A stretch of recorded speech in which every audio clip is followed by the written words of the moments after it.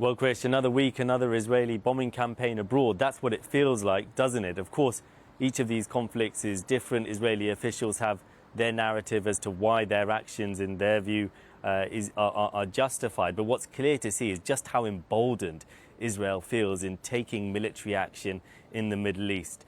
The suggestion now is that things are headed towards de-escalation. The Israeli defense minister is on his way to Washington to meet his counterparts there.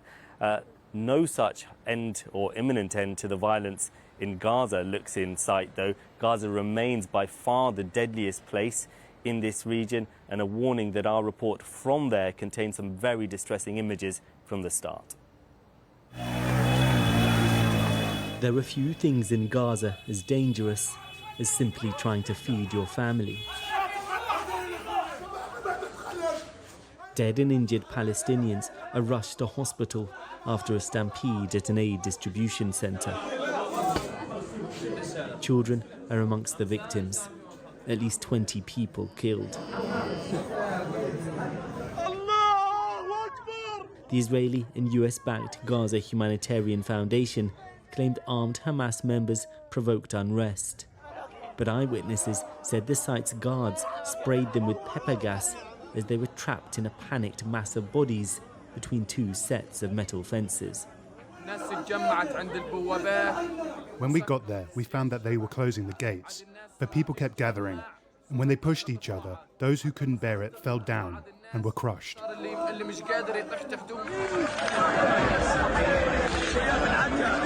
Palestinians described the aid sites as death traps. You can see why. This video from Rafah earlier this week shows bullets fired just next to a terrified crowd. 22-year-old Ibrahim has been documenting his experience of these real-life Hunger Games.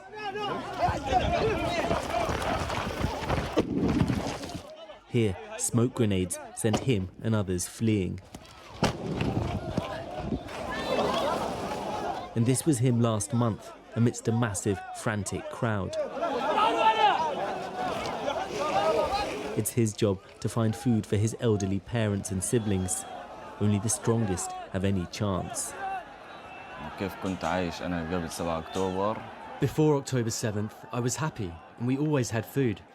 Since then, to get food for my family, I have to risk my life. The pain is too much to think about. When I do get food, I'm happy knowing my family will eat. But it also breaks my heart. And I ask myself, how did things get this bad? Since the GHF began operating 6 weeks ago, around 700 Palestinians are reported to have been killed by Israeli forces trying to access aid from its centres.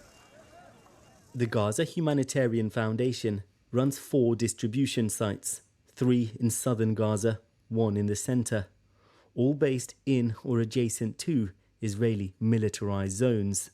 Investigative advocacy group Forensic Architecture has tracked 17 incidents of killings of Palestinians seeking aid from the sites. Geolocating videos, they found the majority occurred along access routes Palestinians had been instructed to use. Forensic Architecture also tracked the daily opening times of the sites. On average, they say, they were open for just 23 minutes. And on nearly a quarter of occasions, the sites announced they were closed before their scheduled opening time. Israel claims the GHF system prevents Hamas commandeering aid. But like these items, much of the food that's collected ends up being sold in markets at extortionate prices by traders making a profit or ordinary people with no other income. Practically Gaza's entire population faces acute hunger, and the UN is now only able to bring in limited supplies. Taura's husband was killed in an Israeli strike. She's left with 8 children to care for. The truth is that I can't even afford food, nappies or milk for them. But I don't even know where to go or who might lend me some money.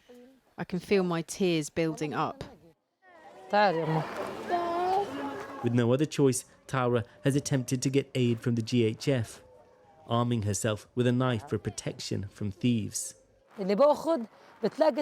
Whoever gets anything gets robbed. The people are stabbing each other and the Israeli soldiers are shooting at them.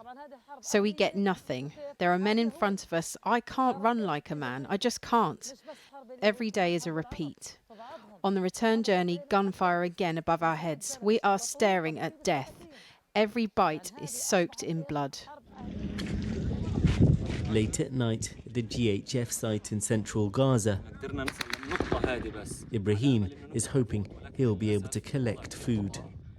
But it's not open, and bullets fly around him. I can't go any further, he says, before heading home empty-handed. With a ceasefire elusive, humiliation and fear stalk every aspect of life. Well, those ceasefire negotiations haven't yet broken down, but still no major progress to report from them. Today, Israel's army chief said that if a deal is not reached imminently, their approach in Gaza is going to be even more aggressive. The military today also announced that it had created a new military corridor in Gaza, splitting eastern and western Khan Yunis off from each other. That's no doubt a pressure tactic on Hamas, but it's also going to raise yet further concern about Israel's still very unclear long-term ambitions in Gaza.